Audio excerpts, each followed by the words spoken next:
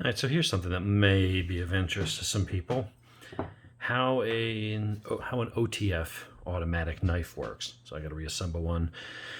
One of my Vespas had a little bit of a timing issue, so I've made an adjustment here on the lockup. See if that improves it. I was getting a couple of failures to retract, I guess. So anyway, so how does an OTF knife work? Well, there's a blade, goes inside a track, and there's some blade stops that are on springs here. We'll show you how that works close up in a minute. And so basically you got a blade that goes in and out, moves in and out on the track. And so how it locks into place, we'll talk about the lock as we reassemble this thing, there's these bars. There's a bar right there, there's a bar right there, they're on springs. And so what happens is there are grooves. There's the edge right there, and there's also a groove right there in the knife. So when it gets to a certain position, so when it's flying forward, you can hear it maybe, but you'll see that little thing change. Click, locks into place. And now the blade can't go back in until that lever is moved up out of the way. And then when the blade retracts, and we'll watch this one right there, when this goes all the way in, click, and now the blade can't go forward anymore until it's released. So that's how the blade moves back and forth and locks into place with those little spring-loaded levers that go into those grooves. So how it moves is there's different kinds of automatic knives. And so there are knives that are single action, and there's dual action. This is dual action, where the button, which is going to later go on here and fit in that groove, and we'll reassemble the whole thing and then fire it. That does a couple things. First, it's got some springs here. These springs provide tension. Now, it's not a pushing, it's actually a pulling. So there's some moving parts here, and that moves out, and it takes a good bit of pressure to do that, and that provides some spring tension. So when this thing sits in your pocket, so this is in the blades, let's say it's all the way in and locked in place, there's no pressure on it. There's no button to hit. It's not like a single action knife where the blade is out here and you push it in and you're compressing the spring, and then it catches and it's sitting there under tension the whole time. And when you push a button, boom, it releases that spring tension and flings the blade forward. That is a single action automatic. These side opening blades that flip open like a stiletto, that's how they work. I don't tend to like those. I like opening and closing with one hand. Those types you have to close with two hands because you have to recompress the spring. But also, this is sitting in your pocket, pointing at your right, or depending if you're left or righty, but it's pointing at one of your balls. And so having a sharp, pointy blade under spring tension that you bend over to pick something up and maybe you hit a button and it fires, don't want that happening. Don't want to skewer the boys. So how this works is that when the blade is at rest, I could take this piece off. There's no spring tension actually going on. So it really is only, what happens here is there's a hook on this, on the bottom, and there's a small hook here that'll grab onto this nub in here. That's the blade stop. If I was to push that forward, it goes forward, it stops because there's a channel that cylinder rides in. So what happens is that the blade is normally, whether it's opened or closed, it's sitting in a state of rest. There's no tension on it. It relies on inertia, momentum. The spring gives it enough push to flick it, and the weight of the blade then wants to keep moving, and then when it gets to the end of the track, it'll lock into place. So how do you get that tension in there? Well, this piece here does a couple things. It provides that spring tension because this is going to connect to the button that is going to actuate this. It also locks in like that, and then you push it forward and back. And as you push forward, when the blade is all the way in, I can't do this because I don't want it to fling the blade across the room. So I'll have to try to illustrate it here. When it is locked in like that, and this is all buttoned up, you're pushing against this. And so you're trying to slide this whole spring assembly, which normally wouldn't stretch at all, wouldn't provide any spring tension. But because that blade is locked into place and that hook on the end is on the end of that blade, it's resisting. It can't go anywhere. So I want you to watch this area right here. As you're pushing, you'd be building up tension because this part wouldn't be moving if this was closed. So this whole thing wouldn't be sliding yet. The front would be sliding, which would be pulling these apart, which would stretch those springs. And if you're pushing this direction, the spring's pulling the bottom and it's wanting to resist because this bar would be locking that thing in place. But you'll notice that has a ramped edge there. So as that comes up, it's building tension, building tension, building tension. It's pushing that bar out of the way. And as soon as that bar is out of the way to clear that notch in the blade, this pent up spring tension, because this piece would still be down here up until that release point, that stretched spring flings that blade forward. Now this thing doesn't fling the whole way with it. It only moves, from there to there. But that quick flick of that spring releasing propels that blade forward, and that blade, just like you see it here, if I move this out of the way, it's only accelerating from like here to here, and then that spring tension's gone, but it's fairly stout springs. So that blade wants to continue flying because there's not enough friction in here in this channel to slow it down that fast until it gets to the end, and it basically just locks into place. And then the same would happen in reverse. You're going to be pulling it back this way, and now this hook is catching on the end of that cylinder. So let's put that up there. And so that's going to want to sit there pulling on that, and it's not going to want to go anywhere. You pull, it's going to be building the spring tension, because this piece inside here, this piece, is separate from that. So this is going to want to slide. This piece is going to start to stretch out this way, and that spring tension is going to be stretching and building and building. And it's not until this thing slides back far enough that it's going to hit that ramp right now. So it doesn't go in, but as soon as that lifts that up enough, boom, now the blade can fly, and it's going to slam back until it hits the bottom, and then that one locks into place. So it's like this push-pull thing, and then these alternating levers are locking it into their corresponding spot. So how do we put this back together? So we want to go ahead and put that in. Make sure that is going freely. There's an itty-bitty little spring that I lose half the time.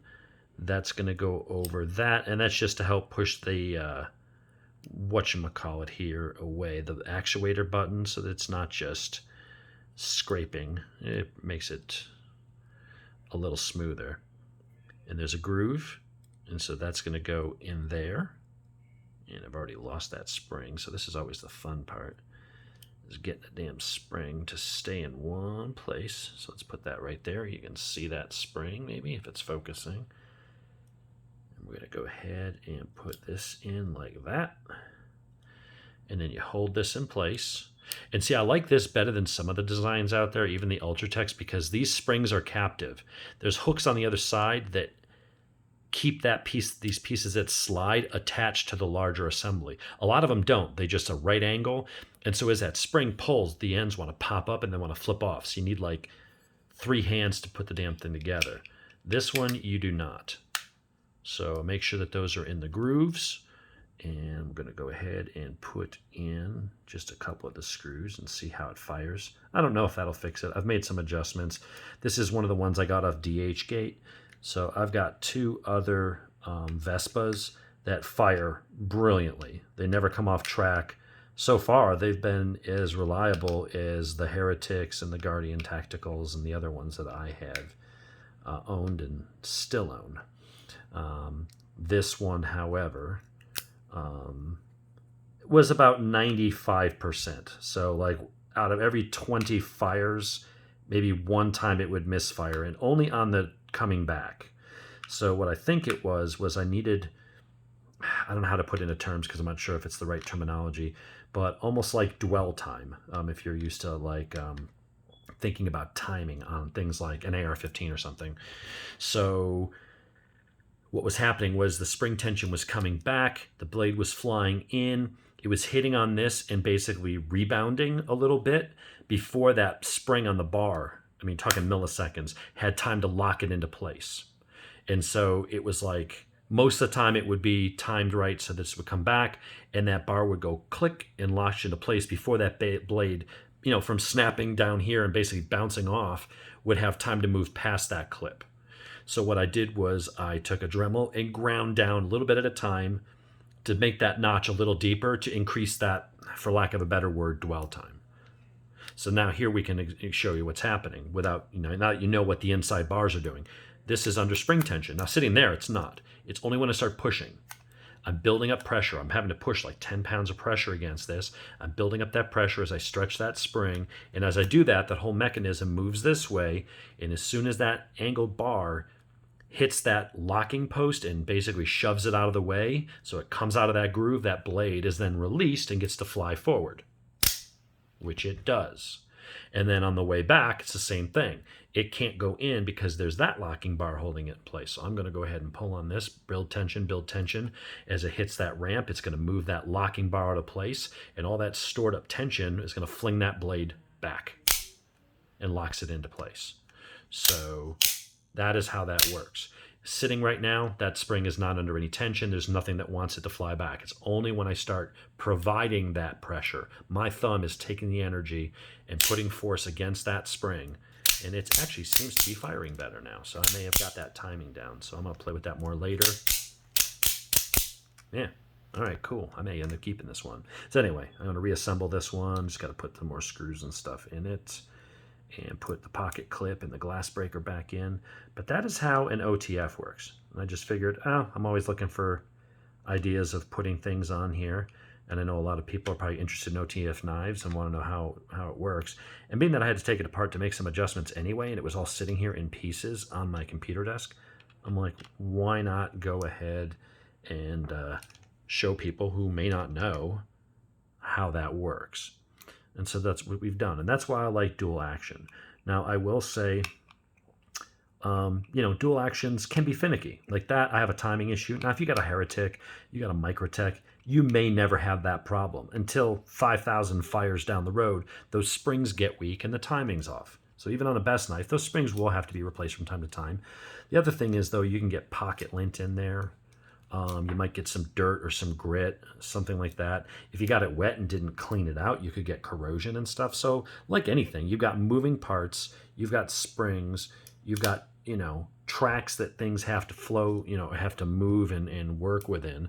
So with all those moving parts, it's all timed perfectly. So, as good quality as it is, if you don't maintain it, if you get dirt, crud, rust, pocket lint, sand, any of that kind of shit in there, you could throw off the knife. And so that's why in some areas, in some ways, probably a folder is your best bet. It's kind of hard to break a folder, unless you really smash it or do something crazy to it.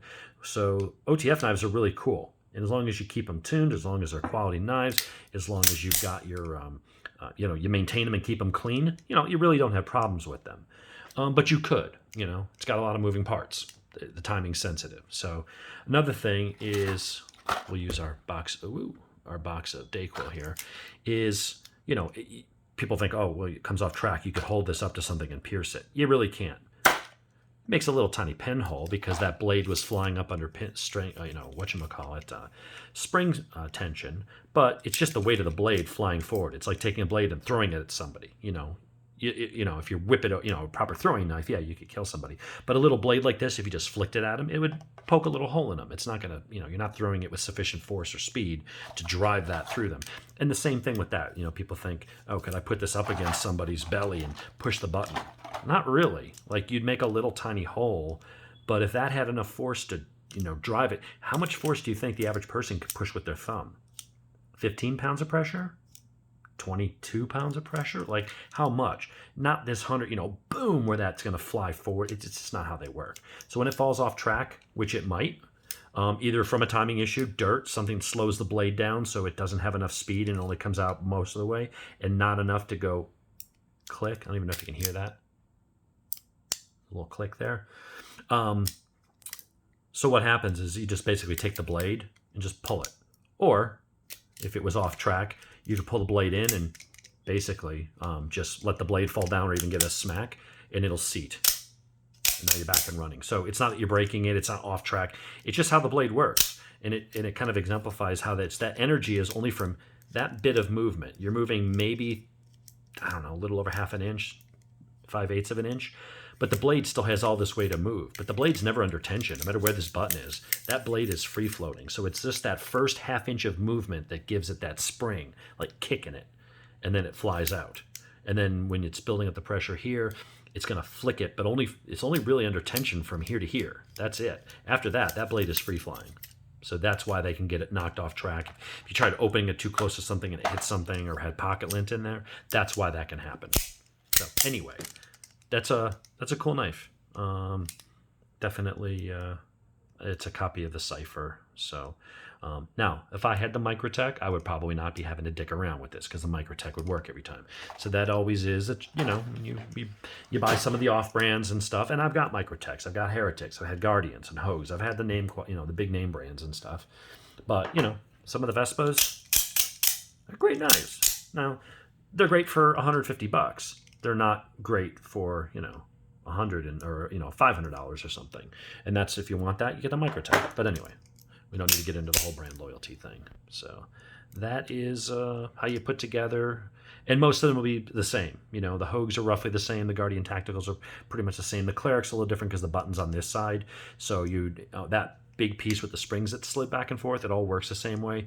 But there was a screw going this way because the button was on the side, and so that's how the button would come off to then take the rest out.